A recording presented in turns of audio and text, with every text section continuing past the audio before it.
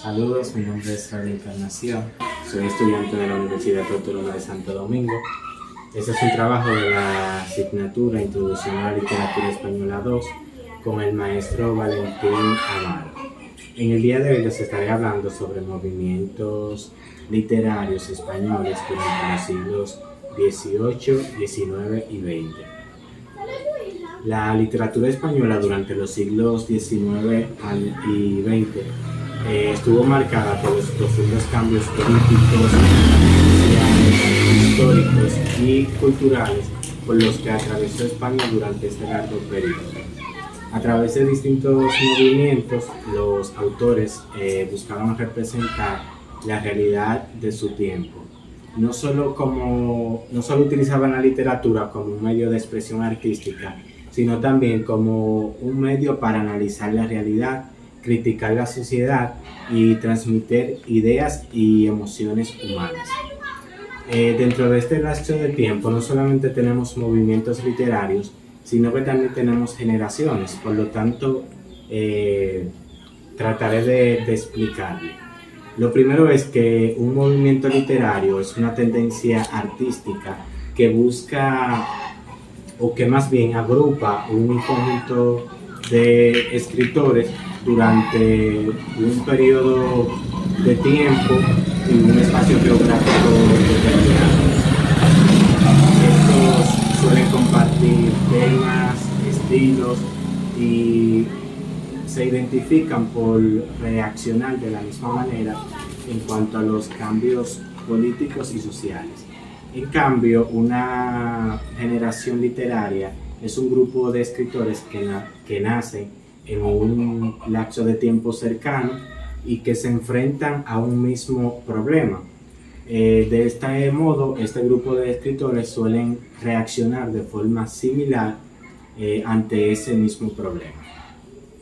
Dicho esto, estaremos hablando o abordando los temas o movimientos desde el neoclasicismo hasta la generación del 36. Tenemos el neoclasicismo, el romanticismo, el realismo, el naturalismo, el modernismo, las vanguardias literarias, la generación del 27 y generación del 36. Lo primero es que el neoclasicismo es un movimiento literario que nació en España durante el siglo XVIII. Los escritores neoclasicistas se caracterizaron por defender la razón, la ciencia y la progresión como avances de la sociedad. Algo que pasó con la literatura en este movimiento es que dejó de ser más que una forma de entretenimiento, se centró en una enseñanza moral y en la educación. En este entonces los autores neoclasicistas, ellos buscaban o entendían que la literatura podía enseñar y corregir los errores de la sociedad. Dentro de este movimiento destacan autores como Leandro Fernández de Moratín, que es un autor muy reconocido por su obra El Cid de las Niñas, donde critica los matrimonios arreglados de aquel entonces. También está, no recuerdo bien el nombre, pero es Samaniego, el apellido. Este fue un autor que se centró en escribir fábulas. Es decir, a través de las fábulas, él transmitía enseñanzas al pueblo porque él utilizaba animales como protagonistas para dar enseñanza. Luego tenemos el romanticismo, que es un movimiento que nace durante el siglo XIX. A diferencia del neoclasicismo, nace en reacción contra el neoclasicismo. Se centró en la imaginación, en la expresión de los sentimientos. Es decir, que los autores buscaban que se expresaran más los sentimientos antes que la razón. El neoclasicismo se centró en la razón, el romanticismo se centró en la expresión de los sentimientos y la subjetividad. Este movimiento se destacó por poner al hombre, por así decirlo, como una figura central de la creación literaria. Además de esto, los románticos se centraron en la naturaleza, es decir, que tenían la naturaleza como un espacio, principalmente los espacios oscuros y misteriosos, que para ellos era como una forma de expresar el estado emocional de los personajes. Aquí destaca el autor Gustavo Adolfo Bécquer, el cual con sus rimas y leyendas expresaba nostalgia.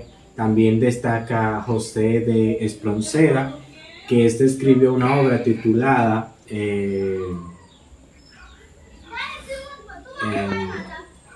Canciones Piratas, creo que lo malentendí esa parte. Bien, pero vamos a continuar. El siguiente movimiento es el realismo, que nace como una reacción contra el romanticismo, es decir, ya estaban cansados del sentimentalismo y estas personas buscaban expresar la situación social, es decir, que se centraban en hablar de temas de la vida cotidiana y problemas que estaban ocurriendo en la sociedad. Además de esto, este movimiento se caracterizó por utilizar la novela como su principal recurso, ya que a través de su extensión, podrían hablar con detalle acerca de la sociedad y también podían analizar la psicología de los personajes. En este movimiento también resalta el narrador omnisciente, es decir, que se centra en conocer los pensamientos y emociones de los personajes. Luego del realismo viene el naturalismo, que este movimiento literario nace en Francia en la segunda mitad del siglo XX y su principal representante fue Émile Zola. Este entendía, o más bien decía que la novela debía analizar o estudiar los personajes de la misma manera en que la ciencia estudiaba los fenómenos naturales. Esta también promovía que el comportamiento humano estaba condicionado por la herencia genética y también por el entorno social en el que vivíamos. Emilia Pardo-Bazán fue la principal en introducir estas ideas en España a través de su obra La Opción Palpitante. El movimiento siguiente es el modernismo. Este nace en reacción contra el naturalismo y el realismo. Es decir, ellos pensaban que estos utilizaban un lenguaje muy sencillo y ellos buscaban un lenguaje más musical, más artístico, con más estilo. Y además de esta forma estética, estos autores se centraron en cuestionar cómo la sociedad de ese entonces buscaba o estaba en un grado tan grande de modernidad. Además de esto, ellos buscaban que las personas vuelvan a reconocer el valor del arte y el valor de la belleza también. Este es un movimiento que también se encuentra dentro del siglo XIX, específicamente a finales del siglo XIX. Bien, las vanguardias literarias fueron un conjunto de movimientos que nacieron en Europa durante el siglo XX. Estos buscaban romper con todo todas las tradiciones, es decir, con las ideas o ideologías que traían los otros movimientos. En Europa específicamente, en España, perdón, se destacaron el creacionismo, el ultraísmo y el surrealismo. En el creacionismo resalta el autor Vicente Huidobro, que pensaba que a través del lenguaje se debería crear una nueva realidad. El ultraísmo, por su parte, consideraba o se centraba más en utilizar metáforas y en eliminar elementos innecesarios. Pero el que más destacó en esta época e incluso en la generación del 27 fue el surrealismo, que se centraba más en el inconsciente, es decir, que seguía la teoría freudiana y se centraba más en los pensamientos, en la imaginación, en el inconsciente, tratando de explicar que este era aún más fuerte que lo propio consciente.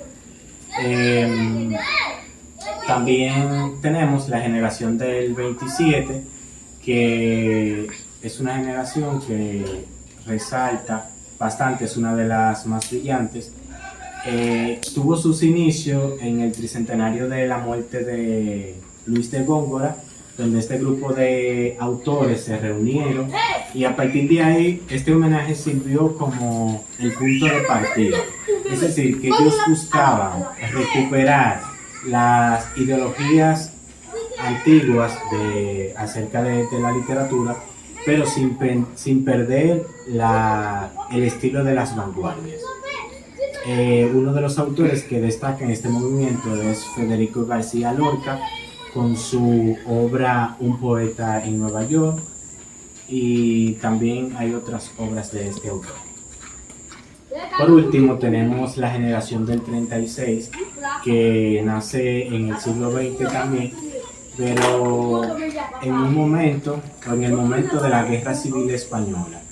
Este movimiento, a diferencia de la generación del 27, que de cierto modo se enfocó más en la estética, buscó reflejar la situación de la sociedad actual, es decir, en ese momento lo que estaba pasando, que estaban en guerra, es decir, que sus temas fueron más de el miedo, la desesperación, la muerte y todo esto relacionado con la guerra. También destacaron dos ideologías principales. Se encuentra la poesía arraigada, que estaba vinculada a la dictadura franquista, es decir, que esto promovía los valores religiosos, patrióticos y tradicionales, a diferencia de la poesía desarraigada, que buscaba más bien expresar el descontento que había en la sociedad en ese momento, es decir, la desesperanza, la angustia y esa desesperación de aquellas personas que no encontraban consuelo ni en Dios ni en el sistema político de aquel entonces.